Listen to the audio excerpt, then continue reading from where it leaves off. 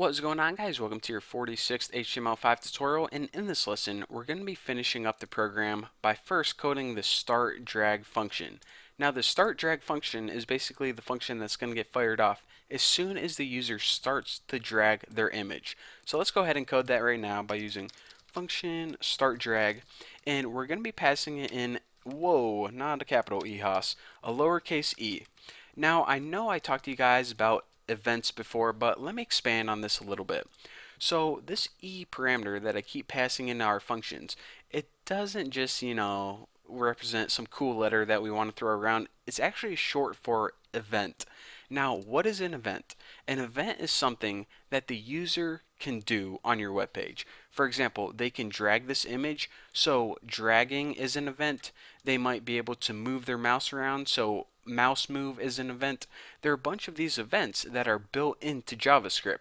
Now, why did they build these events in? Kind of useless, right? Not exactly. Whenever an event occurs, a user event, your browser is going to store information alongside that event. For example, whenever the user moves their mouse over here, it's going to store the information of the X position and Y position of the mouse. And basically, every event that happens, it stores some little bit of information alongside that event. Why do we need to know this? Because we need to store some information with our dropping and dragging event. So that's why I'm telling you guys that. So we're going to be doing that later on. But first, we need to worry about this. How exactly is this program going to work? Well, we know that whenever we drag this picture over here, then we want to drop it and change this text into this picture. So how would we do that? Well, if we look in our HTML, in order to get an image to appear, we need this source code right here. Now the text is all this. That's what we don't want. So in order to change it, we're going to need to reference this source code, and we're going to need to basically change what's inside here later on. So the first thing we need is a reference to this source code. So let me just go ahead and copy this, copy it, and let's make a variable called code, and let's set it equal to that source code. Now another thing I want to point out is whenever you make a variable in JavaScript, you can put it in between double or single quotation marks. Always put HTML inside single quotation marks, because whenever you have an attribute like ID or source, it's always surrounded by double quotation marks. So without having the need for escaping it, just surround it by single quotation marks. It's going to make your life a whole lot easier. So now that we have a reference to this image stored in the variable code, what we need to do is we need to say, okay, event, Bucky just told me that you can store some information inside your event. So why don't you go ahead and prove that to me right now? Well, whenever you have an event and you want to store information inside it, you need to call something called data transfer, and you need to call a function called set data. So set data is basically saying, okay, store information on this event. Well, the first parameter we say, okay, we just want to store text information, nothing special. And now we need to write what information do we want to store. Well, since we want to store the image, we store that in a nice little variable called code. So now whenever the event of start to drag occurs, basically whenever we start to drag this image, it's going to store the information of this source code. So we're going to need that later on. So just remember, whenever we start to drag this, an event is going to occur, and it's going to store the information of the source code for the picture.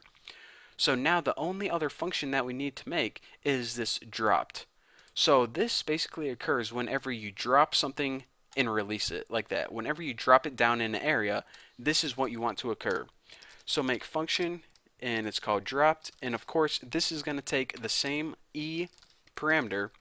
So remember I told you guys that each browser has a default action that occurs whenever you drag. Basically every event, a browser has a default action for it. So even though Chrome might not do anything whenever you drop something, maybe Firefox plays a little chime, maybe Internet Explorer pops up an alert box. We don't want any of that crap to happen. So what we need to do is we need to prevent any default action that the browser might do automatically. And we do that through E, which is the action, or event, prevent default. This makes sure that no matter what browser you're viewing this web page on, nothing is going to happen. And we don't want anything to happen because we want to write our custom code on this line right here, so we don't want any default crap to happen automatically. So remember, what we need to do is we basically need to take this text and change it into this image right here. So in order to do that, we need to replace this text right here with this code right there. So how do we access this text inside the HTML? Well, what we need to do is we need to reference it through leftbox, and there's a property in JavaScript called inner HTML, and that basically says, okay, whatever is inside these tags right here, that's what property I'm referring to. So we already referenced leftbox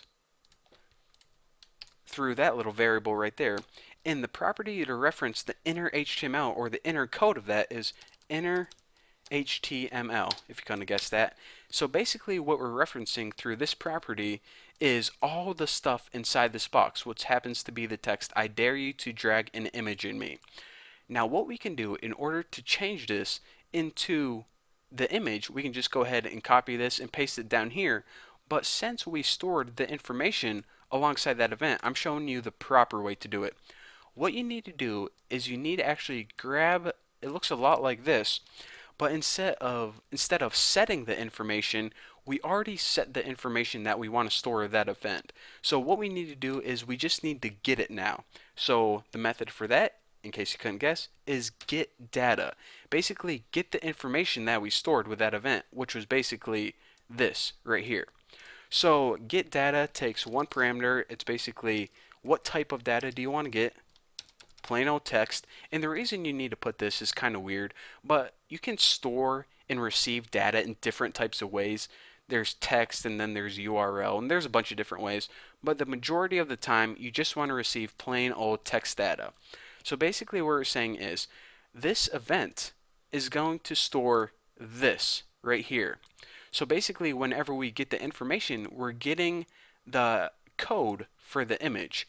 So whenever we change the HTML, which is right here, into the source code for the image, which is right here, it's basically going to make the image appear on the left hand side. Don't believe me? Well, let me just go ahead and save this, and hopefully I didn't mess anything up since I just talked a little bit of crap there. Now we're going to go ahead and drag it over into the left box, release, and check it out. Now what happens is our left box displays this image right like that. So again, one last time, what we're doing is whenever we start to drag this image, let's refresh it and start to drag. As soon as we start to drag it, it's going to store the information of the image path inside that event. So right now, the information is stored inside the event of the image. So now whenever we release it, we're saying, okay, instead of having text in there, change the inner HTML to the information that we gave you, which was the image path. And there you go, there is a very basic tutorial of how to drag and drop images. Again, a couple things you can do to make this cooler is, if you wanted to, whenever you dragged over this, you might want to change the border to a different color or the background to a different color. Or, I don't know, maybe you want to, whenever you drag this, you just want to have one image here and make this one disappear. You can do all of that, and maybe I'll teach that to you guys in the next tutorial if I got time. But, those are all different things that you can do using this drag and drop feature in HTML5. So again, as we can begin to see, websites are going to start turning more from just displaying plain old basic information to make the internet more interactive, giving it the feel of a software desktop application. I'm super excited. I cannot wait for it. So anyways, thank you guys for watching this tutorial. Don't forget to subscribe, and I'll see you guys in the next lesson.